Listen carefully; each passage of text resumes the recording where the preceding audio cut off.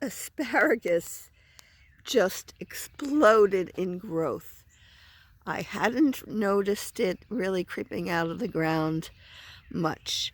Then yesterday, it looked like it wasn't quite the 6 to 10 inches that would be needed to harvest. Today, it's over 13 inches. I wonder if Jack's beanstalk was really asparagus.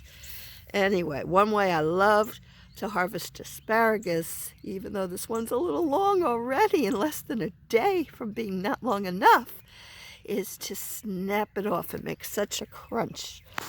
So I'm going to go near the bottom and, oop, okay, that snapped. So I'm going to also take care of the bottom, but, well, maybe I'll do that with a knife. Ah, there we go. Okay.